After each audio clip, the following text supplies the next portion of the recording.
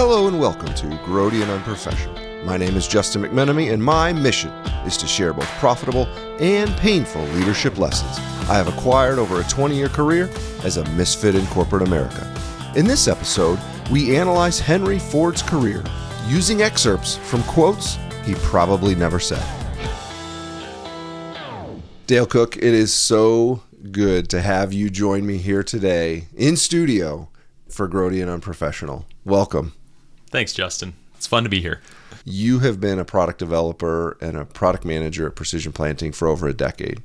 And there's a long history of products that you are the visionary, you're the idea, you're the creator of the concept in a lot of ways. And many of those products, they were the first product in a category. As we think about multi-hybrid planting, as we think about on-the-go soil sensing, products that you developed and were a leader of were the beginning of the category. And so today what I really want to focus on is category creation and how that's different than other product development processes. But before we get there, I want to talk a little bit about your background. You started your career at Caterpillar here in Peoria area, but you have the unique claim that you were a third generation Caterpillar engineer. Tell me a little bit about that. Yeah. So here in central Illinois, we call it, I've got yellow blood. If you'd come to my desk at work, you'd see I have a picture on my cubicle wall that's it's probably a D6 or something. And there's my grandpa and 6 of my great uncles lined up on the track that were all involved in either engineering or production of those track type tractors that are made here in Peoria area. My dad, my uncles, as well as my brother, cousins, all sorts of connections, spent a decent portion of their careers working at Cat. So was it a foregone conclusion that you were going to Caterpillar out of college? Pretty much. It's so interesting. From the time that I was probably in grade school, I knew I was going to be an engineer and work at Cat. I mean, you know how it is when you look at your dad and you respect and love your dad. And, yes. And it's like, I want to be like Dad, and that's what he did. And so I finished school and went off to the University of Illinois and got a mechanical engineering degree. Started work at the tech center here up north of Peoria, and the rest is history. Now, 5 years into your career, you did the unthinkable, and you left Caterpillar. How did that go over at home? My parents have always been very supportive of my decisions. I would say that despite being a technology developer, I am a high inertia person. Mm-hmm. And so the hardest battle was in my own mind to commit to leaving a great company, a place where I had found a lot of stability, a lot of friendships, a lot of technical growth opportunities, but had an opportunity to join a small ag company here locally. Mm-hmm. Today, Precision Planting is a very large company, widely considered one of the largest ag tech companies in the world. But when you joined Precision Planting, it wasn't that. It was a very small, founder-led business, really much more building towards the future and building on a promise. What went into that decision to leave a Dow 30 large, established company that you enjoyed working at and had legacy with to taking a chance on a startup? Yeah, the first engineer as well as the lead engineer at the time, Derek Souter, great friend of mine. He's since passed away. He recruited me to come over to Precision Planting along with who was my 6th grade Sunday school teacher, Greg Souter, who's the owner of the company. Greg and Derek both kind of had my ear. There was aspirations to go from just being a planter parts and technology company to actually build an entire planter. Derek and Greg knew that I had experience at Caterpillar doing structural research, structural design and development, and felt like I could potentially be a good fit to do the frame development and design on this new planter concept that we would be working on. At the time, I would say I was doing more or less pure research, applied in some measure. At Caterpillar. At Caterpillar, yep. I came to realize that I was probably most passionate about good design and being even more applied. And so the concept of getting involved in something from the ground floor, it was really appealing. Not to mention being able to work with fantastic folks like Derek and Greg and some of the others that I knew at Precision Planting there. Mm-hmm. To your question, going from a very stable, large, the family history, great friends, great opportunities at Caterpillar, considering this small fledgling, probably in some ways unstable compared to a big company, it was a hard decision, but I've always been a risk taker.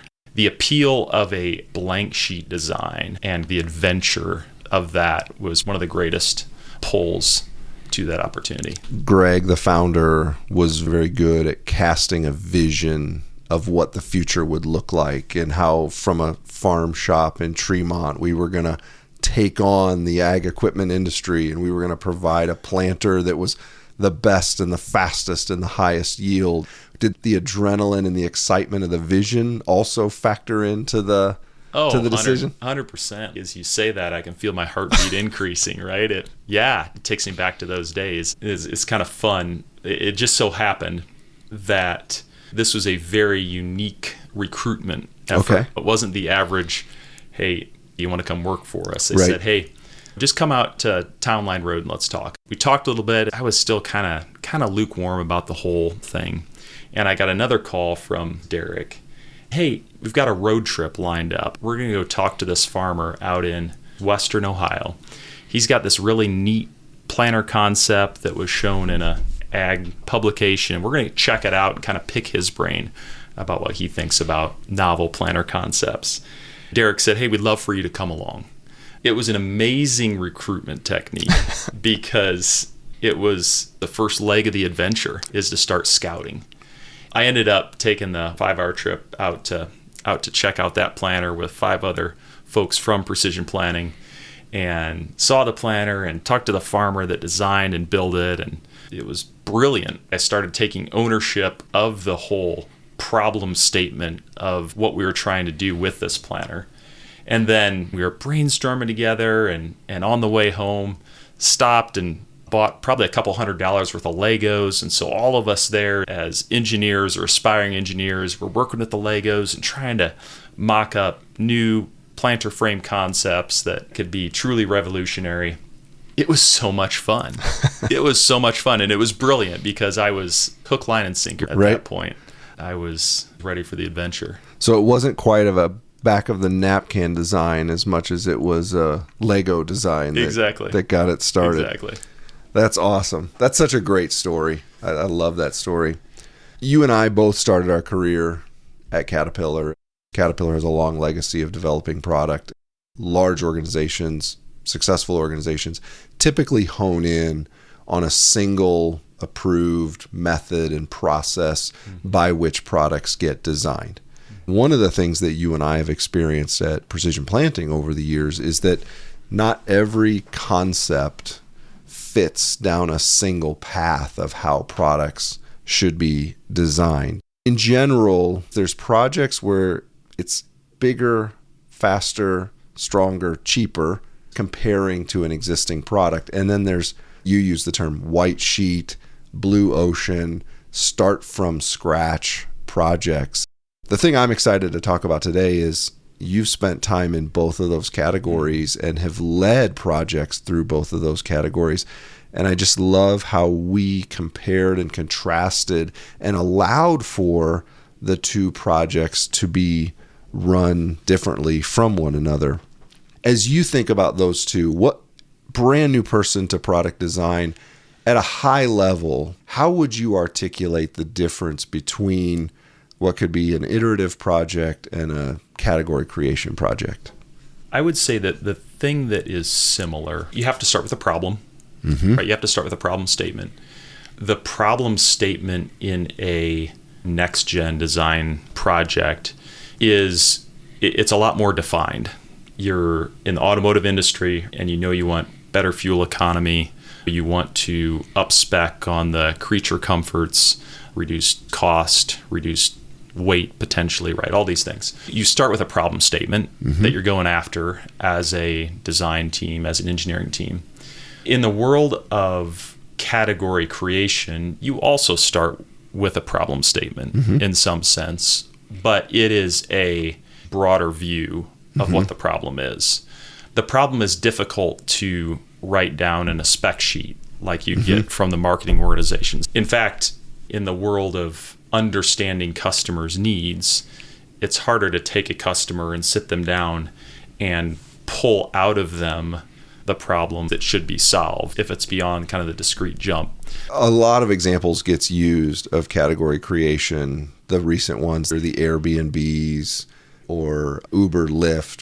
I remember very early in my career, the example that got used. It's a fairly simple example, but it was such an impactful example for me. And it's the key fob on the car key. The way it was pitched was you could interview our grandparents or our parents for 100 hours. What does a car need? What does a car need? What does a car need? And they would have said cheaper, more colors, better fuel economy, longer tire rotation, longer oil change interval. All of them are comparing back to today's product. It's a linear extension. No one would have said, I just don't like taking a key out of my pocket and putting it in the lock and turning the lock and then opening it. That wasn't in the customer's mind as a problem.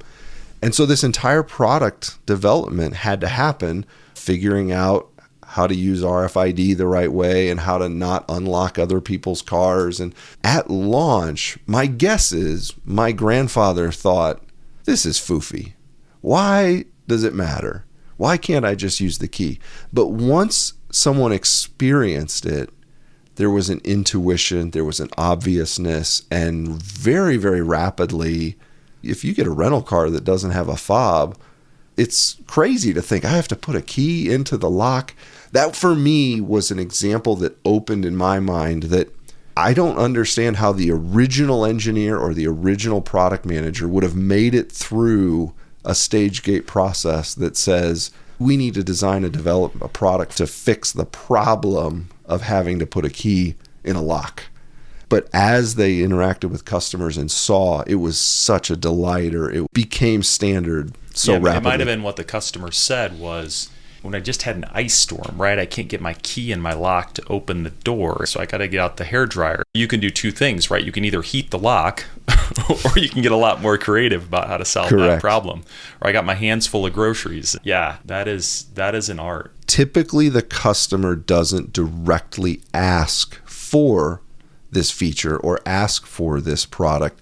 There has to be an intuition from the listener or from the product developer to not just understand what is being said by the customer, but why the customer is saying what they're saying, and even what is the customer experience beyond their description of it. You've come up with a lot of problem statements that don't have a product in the current category, whether it's Smart Firmer, which does on-the-go soil sensing, whether it's Radical, which is an in-field soil nutrient testing device.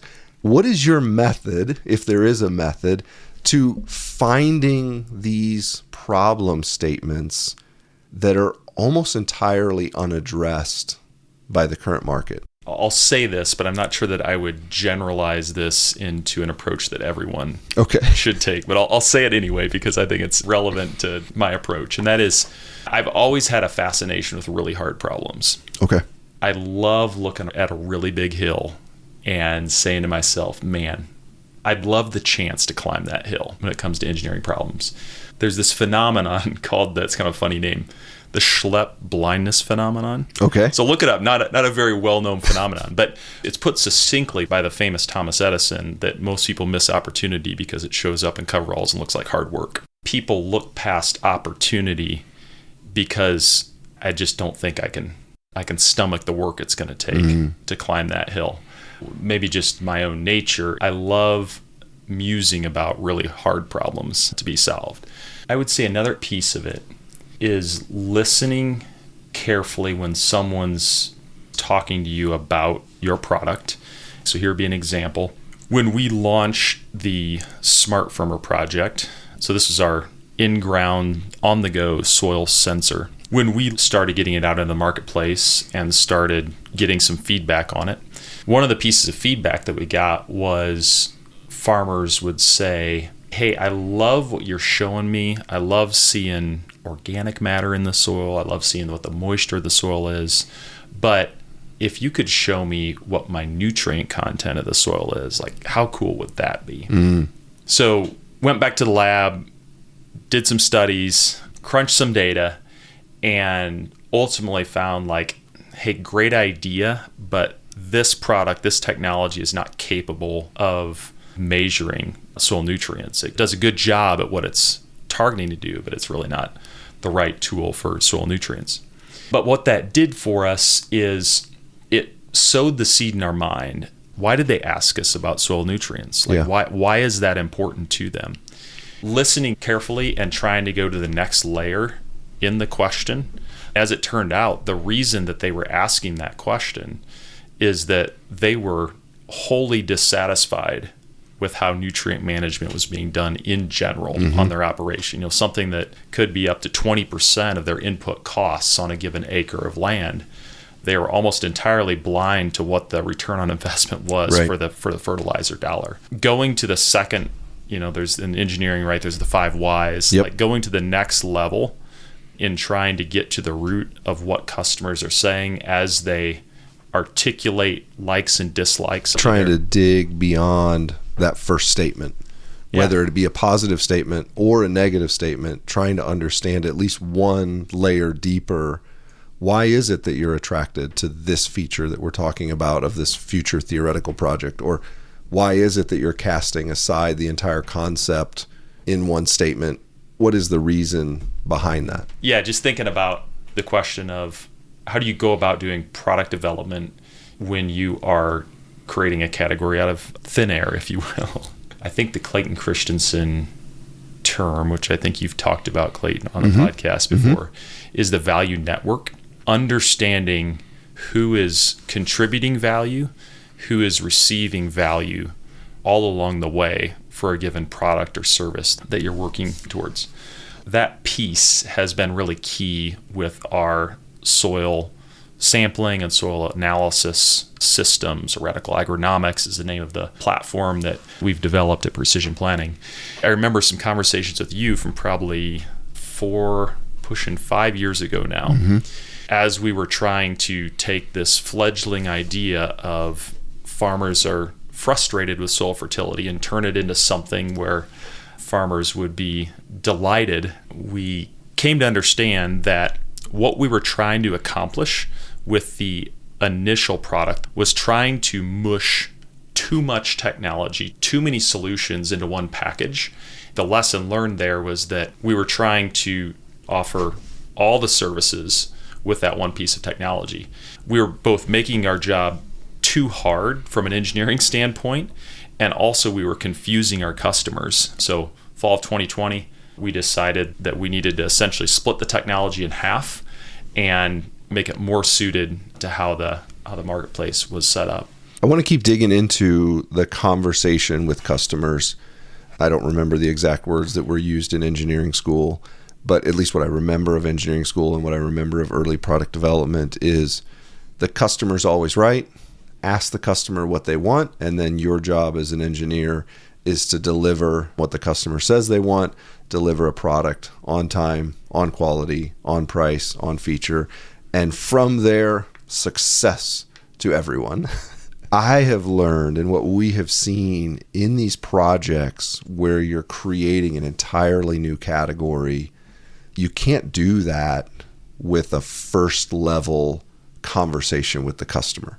You and I have spent a lot of time thinking about and strategizing about how are we going to present a concept to a customer that's a brand new concept, being thoughtful in how we do that to get the best information back, the most actionable information back.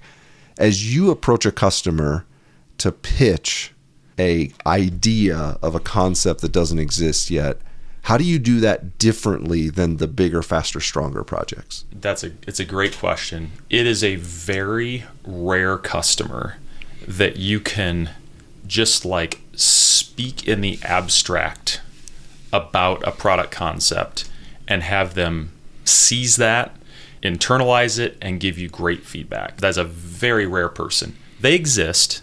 There's the extreme early adopters out there, but you got to be a little bit careful there because you might just be talking to a technology person that likes new stuff for the sake of new stuff. Just an adrenaline junkie. Exactly. It's been my experience that the best feedback, and this isn't rocket science, but like the best feedback comes from something as close to the real thing as possible. Now, it could be a low fidelity real thing. And by that, you mean creating ad slicks, creating physical prototypes, putting them as close to possible in the environment that they will be in. That's right. That's right. And that's everything from the details of the product to the price of the product to the form factor of the product. So a couple examples. So in one of my products, we were very early in this defining a new category. We had some hunches as to what the value proposition was going to be for the thing that we were creating, but we really didn't know for sure because it was a new category. And so what we did is we developed 4 different marketing spec. It had specs on it as well as just kind of features and benefits, as well as a message. For example, there was a faster message, there was a more accurate message, and there was a more control message. We had some nice pictures, somewhat photoshopped to try to articulate each of those messages. We then sat down with a handful of folks and essentially tried to sell them on what we were doing. And then after we did that, we showed them our rough prototype. But first tried to sell them on what we were doing as if we really had one that we could give to them that day. Yeah. I would say that was informative, right? It was one step beyond wave your hands around and describe what we're trying to do here. I would say that approach is moderately successful. I think what was one step more successful, then I'm going to share another example. There's no substitute for the visceral experience of use. Yes. For a skeptical person who kind of struggles to connect point A to point B, translating what's on the paper into an experience is like a big jump up. What was interesting in those interviews, like we would sit them down at the 4 marketing slicks, and then we'd take them out back and we would put them in the machine and have them run the machine and internalize, oh man, I can just sit in the seat and just watch the screen and collect soil on the fly and have it analyze soil on the fly, this sort of thing. And so at some level, you're showing them what could be in the future the polished version of the commercial message.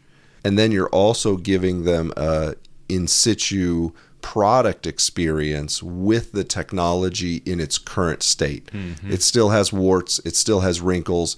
You want to pick the right customer appropriately, that they're not going to just get caught on some minor detail or a creature feature that's not there. You are testing both the commercial experience as well as the product experience. Because in that environment where you're creating a new category, neither of those are known at the initial outset. What can we charge for it? How do we need to talk about it? What are the features that are going to connect with the emotion?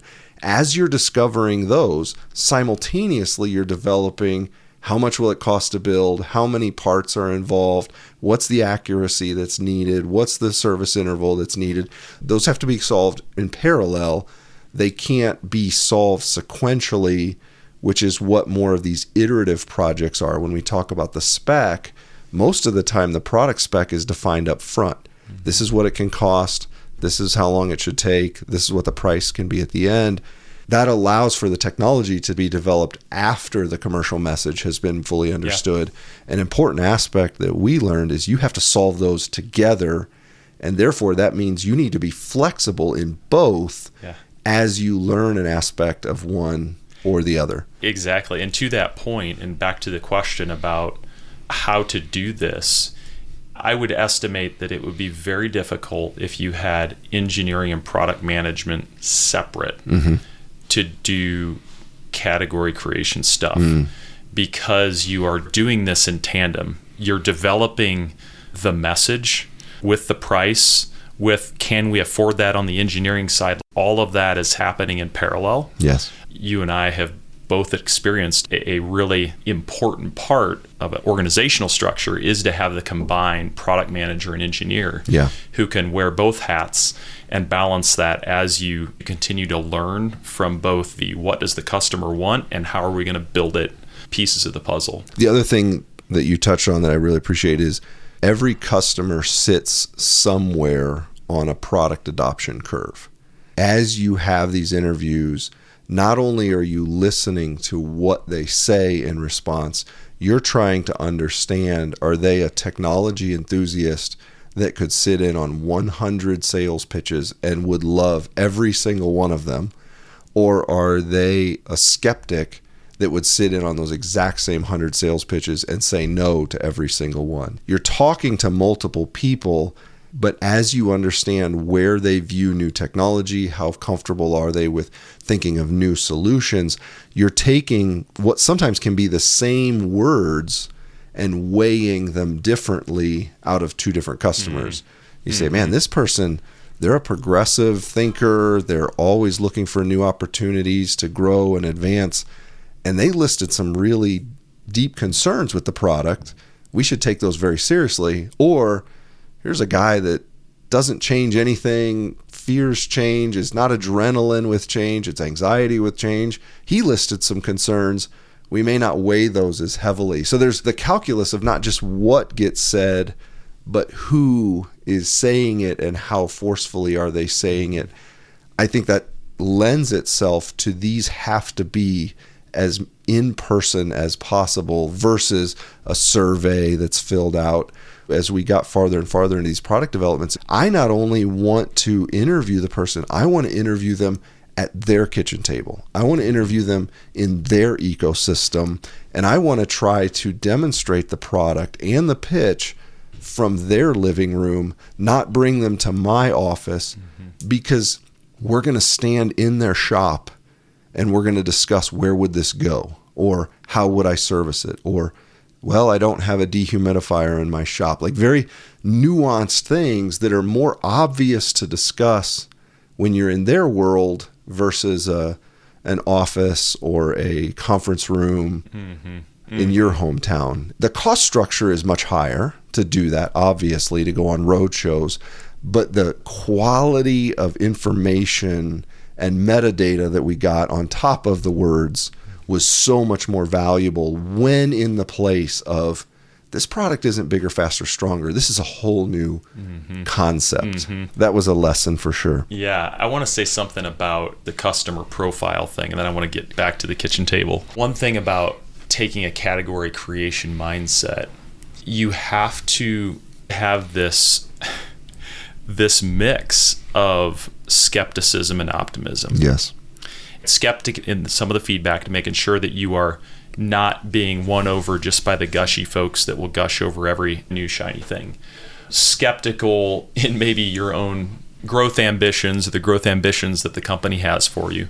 In the world of category creation, there's a lot of dark days where you don't have a spec that you're working towards, right? Success, typically for an engineering organization, might be hitting the spec on time and budget. Yeah. When you're merging the product management with the engineering, you're going at something that hasn't been created before. You spend this time iterating, getting a concept, testing the concept. You're like, man, that didn't resonate. It didn't generate what I had hoped to in terms of customer response and excitement.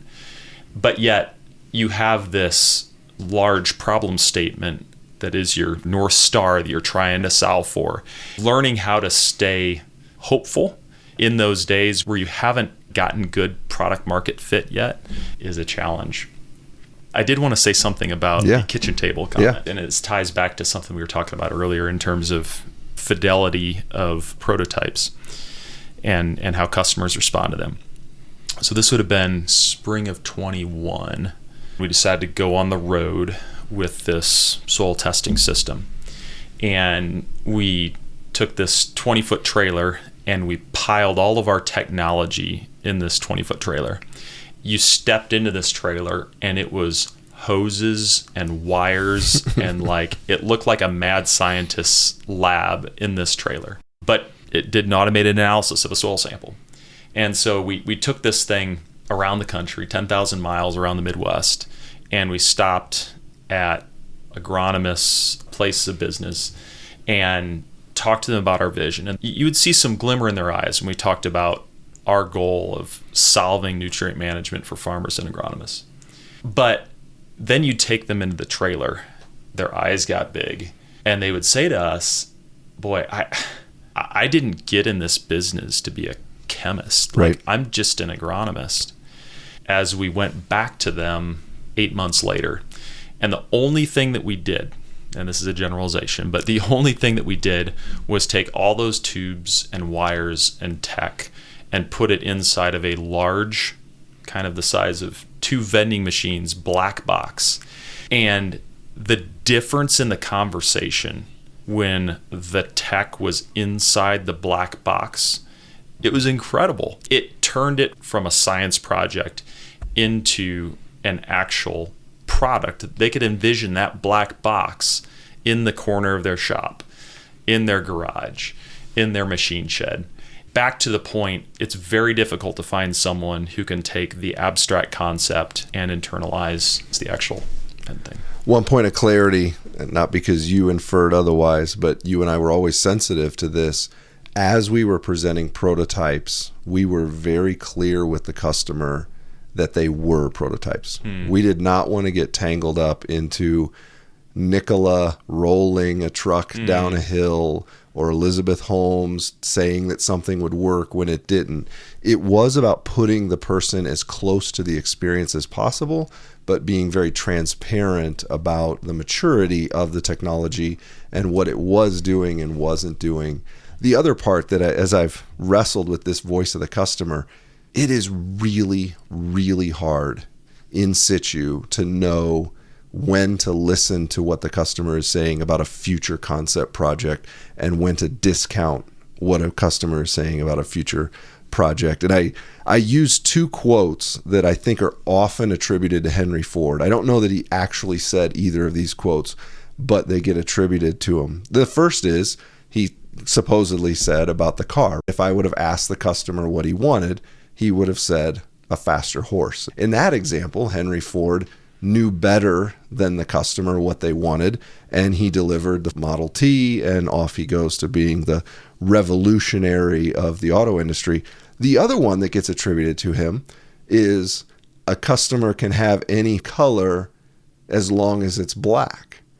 Psychologically, that's the same statement, which is I know better than what the customer is saying, but 5 million Model Ts being made in black left the door wide open for General Motors and other companies to come in and offer different trim levels, different customization, different colors.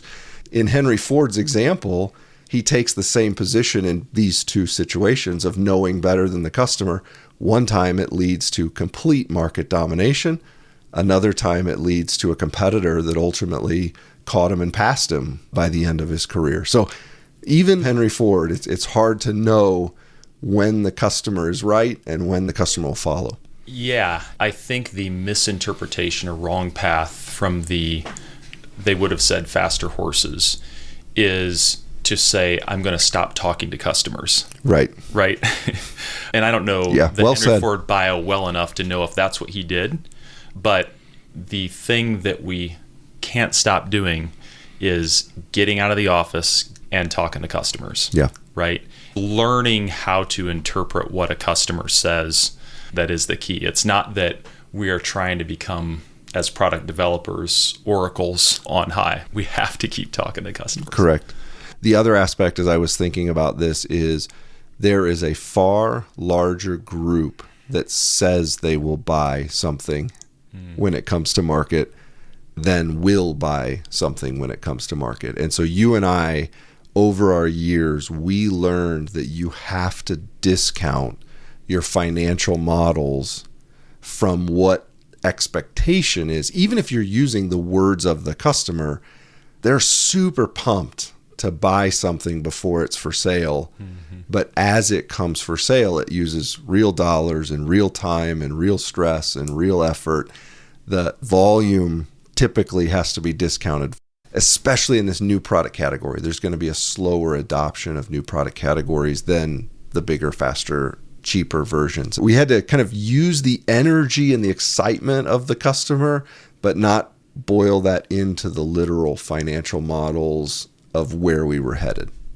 Is that fair? Yeah. One trap that we can fall into is we sell the customer on the vision. There's a product in my past where I sold the customer on the vision, but it didn't solve the whole problem. It didn't solve the whole problem. I think that's a really important part of the category creation process, is truly understanding what a whole solution is for the customer and making sure that as you cast the vision for what you're doing, that you truly are addressing all points of that whole solution. Yeah. There was a Harvard business paper published in 2006 called Eager Sellers and Stony Buyers. They calculated that there's about a 9x difference between how impactful you think your product will be to a customer and how they think your product will be impactful to them. A quote from there is, "Executives overvalue their innovations while consumers irrationally overvalue existing alternatives."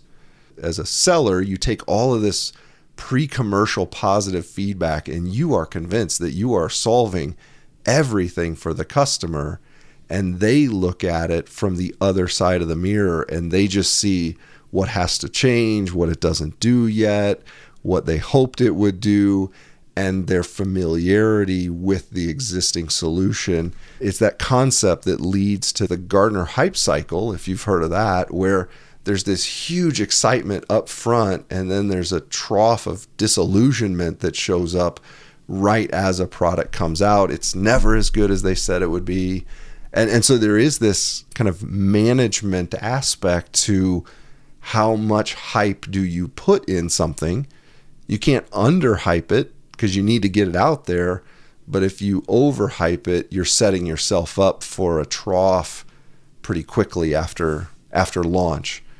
I'm interested, from your experience, how do you balance selling a vision of the future that the customer doesn't experience off the bat and they become disenfranchised by it versus underselling it at the beginning? How do you balance those aspects? Yeah, so I would say, and I'm still learning this lesson, sure. I haven't arrived, but I would say the best antidote to that is sharing a roadmap to make it clear that we're not there yet, but we have a plan to get there. And this is what you can expect, customer, to the best of your ability, right? And with the appropriate qualifications and caveats, but like, this is our plan to get there. Everybody that knows me knows that I am an optimistic person. Sure. I love casting a big vision with a big net, learning to translate that into something that a customer can really sink their teeth into, and to say, okay, I'm willing to stick with you guys for a few years on this journey. Yeah. As I've thought about this, I don't know exactly how the calculus plays out differently, but I do know the calculus plays out differently for a startup that's pre-revenue and needs to get to revenue in order to be sustainable, or a founder that is trying to raise capital. You and I had the benefit of developing categories as add-ons and extensions to a sustainably profitable business that had products that the market was adopting and the market was excited about.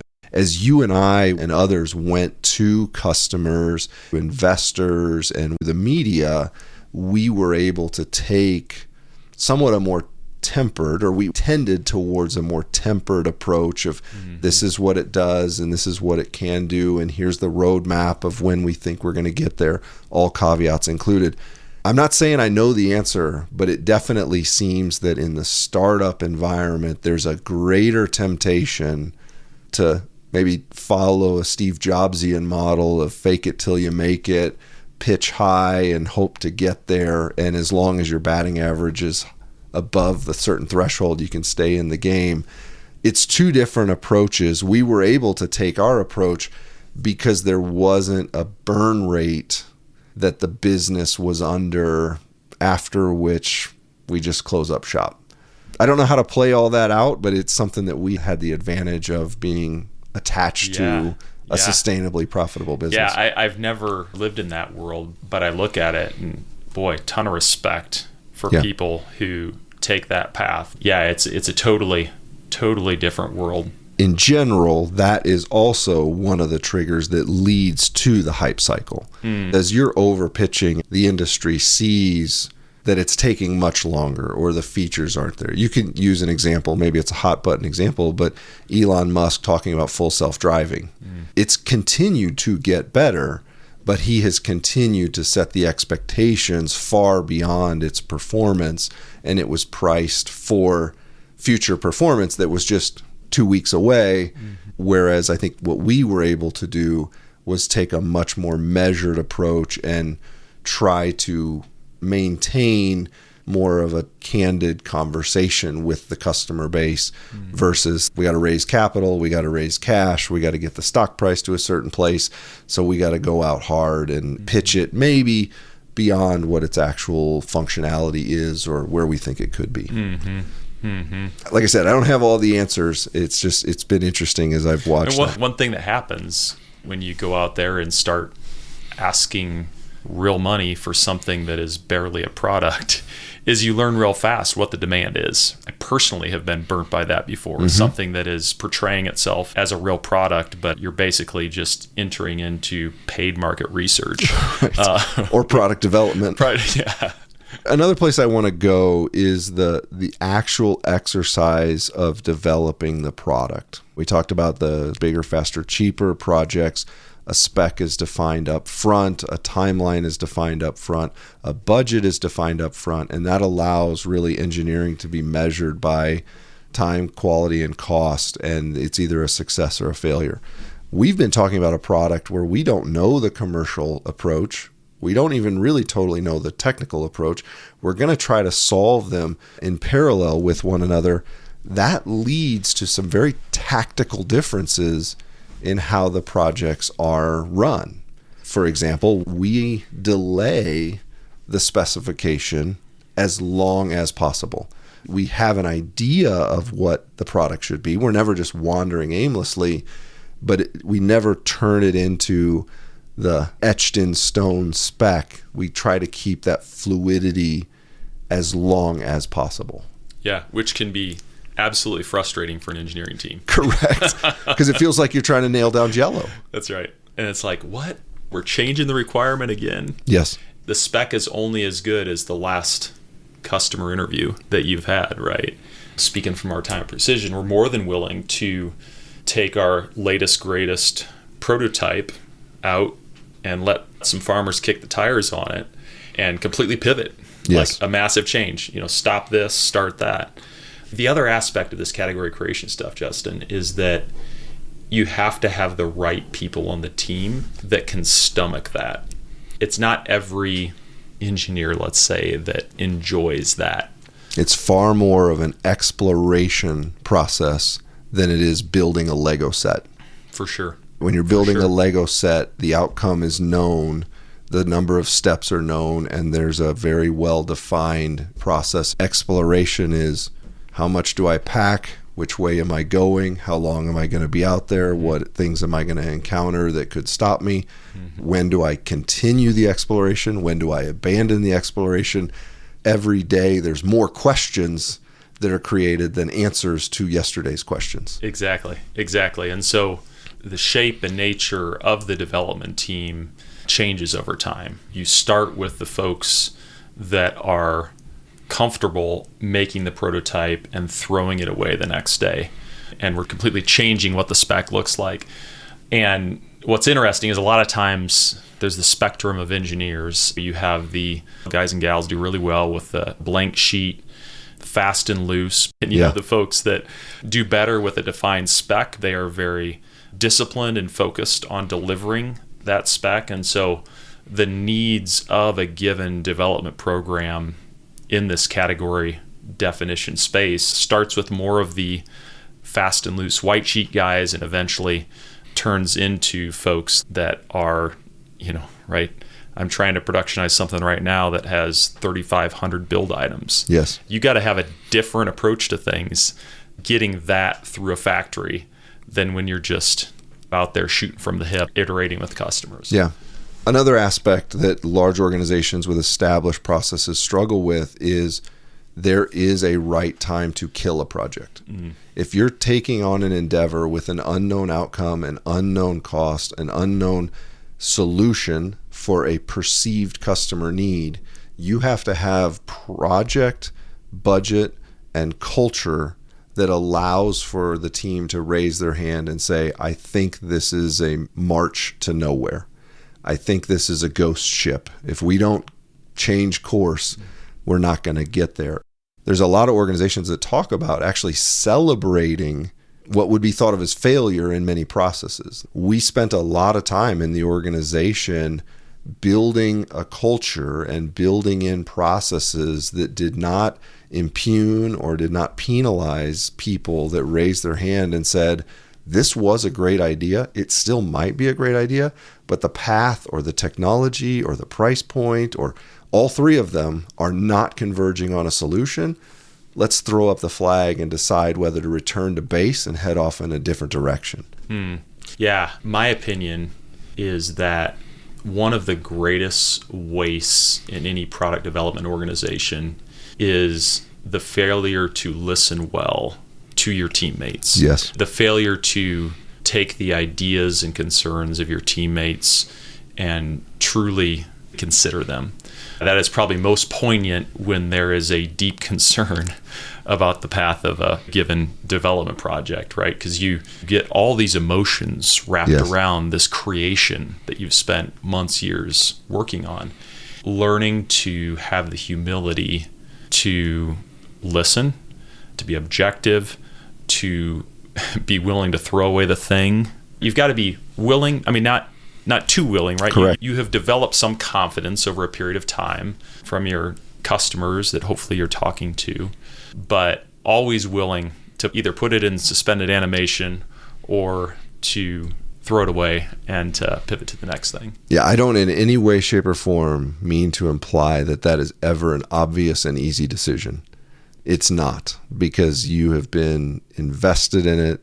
You've poured your life into a project. You know customers that it could help. You know customers that are willing to pay that much. It's never an easy decision. It was as much about creating an organization that allowed for that decision. During my career, previous employers, there were years spent working on projects that the organization knew they weren't going to be successful, but it was impossible to raise your hand and raise an objection, because that would be failure. Because we have a cost, we have a time target, we have a quality target. Anyone who doesn't hit those three is a failure. What it led to oftentimes was silence in direct light of knowledge that we weren't going to hit those targets. Maybe one quick corollary on the kill things quick is the don't keep too many things alive at once. Meaning, one of the mistakes that product development organizations make is focusing on too many things. It's easier to make the right decision about when it's time to kill, as opposed to managing this big portfolio and things just become a lot more mushy as far as how to treat the product moving forward. Another Another aspect that it trickled into was the budgeting process. When you know that you have unknowns in the commercial space and in the technical space, it was also to delay or essentially pre-plan that there needed to be budget that extended beyond even product launch. So many organizations with fixed time, fixed money, fixed spec, they hit that finish line and it's like, okay, project's done, all the money's spent, there's nothing left, now sales team go forth and prosper. We knew definitively that we didn't know exactly what the spec should be, exactly what the quality level should be, exactly what the technology should be. So when we hit the market, we still had energy, we still had planned capacity to adapt the product, to what are now the realities of the market versus, as we said, the projections of the market from customers in a pre-commercial environment. That occurred multiple times on projects where we landed and we thought we needed to be at a certain price point, or we thought we needed to be at a certain technology offering, but we learned from the literal sales volumes coming back that no, really the market is going to be better served at a different price point, sometimes higher with better features, sometimes lower with cold features from it. But it was to say, so many organizations, any dollar spent on development past the day of launch is also failure. We oftentimes preserved 20, 30, 40% of the total project budget for adaptation to the realities of the market in light of the translation from forecasted market into reality market. Again, very different between a market category creation project and a bigger, faster, cheaper project. Bigger, faster, cheaper projects are pretty well modeled because you're selling to existing customers on existing value lines with existing understanding of trade-offs in the marketplace because there's other players that have played with those bigger, faster, cheaper aspects as well. One good example of that would be, you never know until you have paying customers what the trajectory of your product is, and in some sense what your product is worth. I remember V-Drive. This is something that allows farmers to adjust their seeding rate on the fly, as well as to shut off their device that dispenses the seed when you get to the edge of the field, when you get to waterways and so on. We didn't truly understand the message of that product until it was launched. We thought the message of the product was a tool that allows you to vary your seeding rate across your acreage. And at the end of the day, the right message was simplicity. Yes. We thought that it was a 4,000 unit a year sort of product, and it's many tens of thousands of units sort of your product. The great opportunity we had after we launched it was like, whoa, this is going to be a lot bigger than we thought. We've got to expand the compatibility onto way more makes and models. And I suppose had we not planned for that, that could have been a different thing. Yeah. This is where the concept of the MVP, or the minimum viable product, comes into place. I don't want in any way, shape, or form to make it feel like it's obvious what is the feature set of the MVP. But in light of knowing we were going to spend after the product was launched, knowing that what is projected by customers is different than what is real in the commercial space from customers, we were very quick to get these concept creating products to market faster with a lower feature set so that we could operate under real environments rather than under projected environments. It's never obvious in the conversation, does this feature fall into the MVP or out of the MVP? Yeah, man, that is hard. And I have stripes on my back from that one. It's an inexact calculus. There were times in our history where, in hindsight, we went too fast. In hindsight, you say we could have waited a little bit longer, had a better product at initial launch. And there's other ones that we look and we say, we probably worked on that one a little too long. We should have gotten to market faster and learned what the customer was actually willing to pay for. And we would have either shut down the project or pivoted it heavily.